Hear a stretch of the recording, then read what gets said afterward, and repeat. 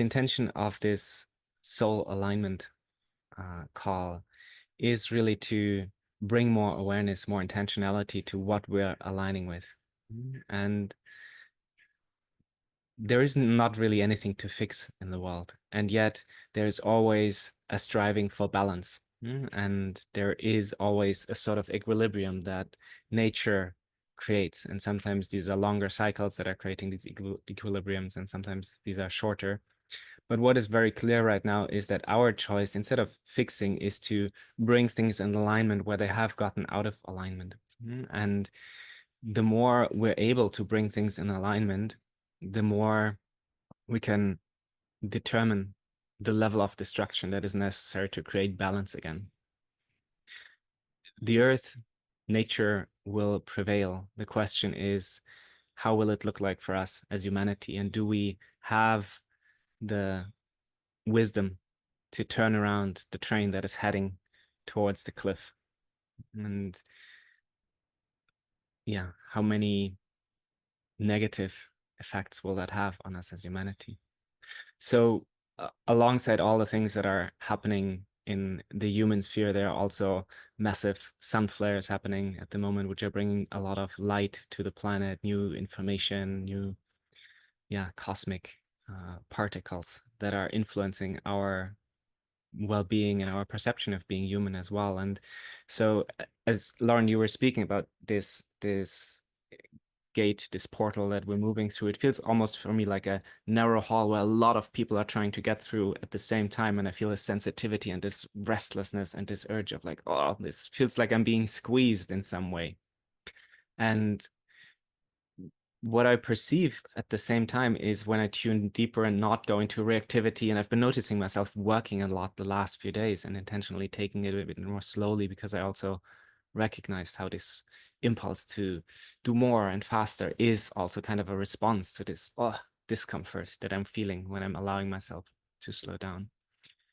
But what I'm sensing is that there's also the possibility for an opening that you also described. This when I was studying, there was this term that I learned of leapfrogging, and it was especially in the development economics and how countries who are less developed, according to the Western worldview in terms of technology at least, have the possibility to leapfrog and jump through certain stages by applying technologies that are more advanced than where they are right now, and in that way also avoid some of the negative environmental consequences, for example.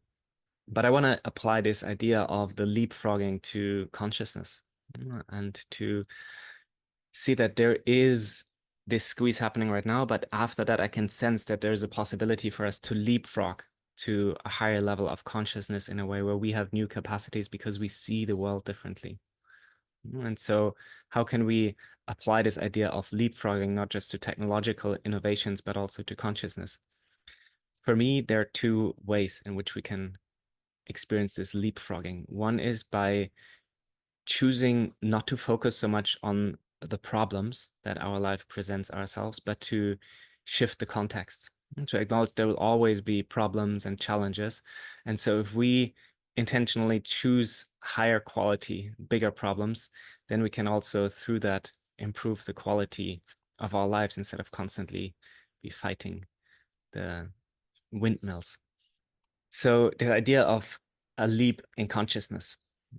One possibility is shifting our context rather than shifting the content. And instead of focusing on the problems that we are trying to fight, expanding our perspective. So in my example, instead of continuing to try to get everything done on my to-do list and continue working 8-hour days, which I usually rarely do here, to step back and to see, oh, what is actually happening if I'm slowing down, if I'm not doing the things that I think I should be doing. And I was following more my excitement rather than my fear. And so shifting from low drama to high drama, acknowledging there will always be some sort of drama and intensity and excitement in our life, but we can choose the context in which we're creating that. So rather than going into argument and resistance, going into creativity and inspiration. And the other way that I think is super relevant for our context here is if we want to leapfrog our consciousness, we can remember that we're deeply connected to the earth, that we are the earth, and that we're sort of the fruiting bodies of the earth. And in that sense, we're deeply connected with each other. And in my sense, that is also what some of the ascended masters have shown, that they represent a certain level of consciousness that we can tap into. And some of you maybe have experienced that from being in the presence of physically being close to someone who has attained a high level of consciousness, that there can be a certain transmission that is happening. And just by surrounding yourself with people who are representing something new, you can, in a way, advance your own consciousness, your own capacity for care, your own way of seeing the world as more interconnected, as more magical, by attuning and aligning with other people who have achieved that already. And so we can, in a way, leapfrog our own development to by surrounding ourselves with people who already represent that in some form.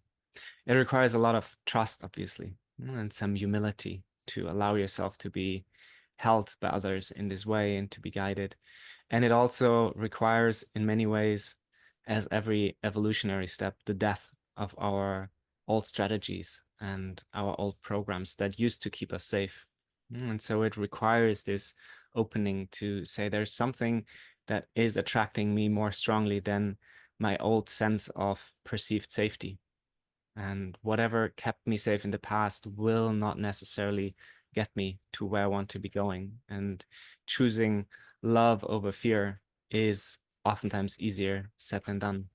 And especially when we're moving close to this leapfrog, this breakthrough, then oftentimes these voices come up even more strongly. They come to the surface one last time and maybe stronger than ever. And we have this choice of then choosing to embrace the fear and to meet it with love, or to resist it and to go into disconnection.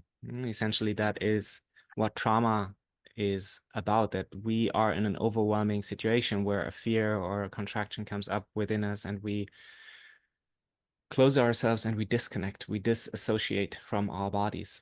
And so if we consciously experience the pain of the past and we allow it to move through our bodies, then it can be released if we're not dissociating, but choosing to stay present with it and move through it, to allow it to dissolve through our presence and through our love that we're meeting it with. And with that often comes also a rewriting of our own story. We have the capacity to tell ourselves a more loving, a more generous story about what traumatic and painful events in the past maybe have meant, and especially what they have meant about us and the world. And it allows us to recognize that oftentimes by now we live in a very different world, that we're surrounded by different people, and that we can actually lower our guard a bit and open up in ways, or that we can also trust that we can protect ourselves if someone isn't meeting us with the generosity, with the kindness that we deserve.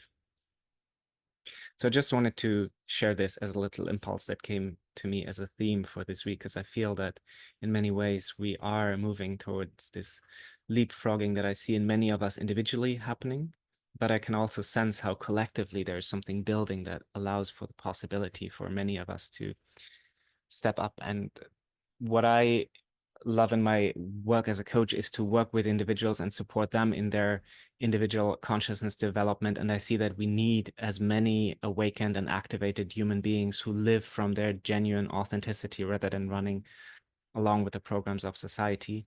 But eventually it's not enough. We will also need to look not just at this bottom-up awakening process, but also at the top-down structures, the world that in so many ways, the systems that surround us. And so one of the conversations that I'm involved with right now is a lot in the regenerative movement around how can we finance regenerative projects differently, and how can we use the systems of finance and these more top-down structures and align them with different values. And that's very exciting to me, and something where I feel a lot of movement happening. And that gives me a lot of hope that also there is the possibility of leapfrogging some of the projects that many people are in involved with, be it land projects or regenerative businesses. So that gives me a lot of hope to see like, oh, there is something shifting on the planet. And obviously, whenever there is more light, there's also more darkness. The closer you move to the light, the bigger the shadow also gets. But it brings things more into alignment and more into balance in the way that I perceive it.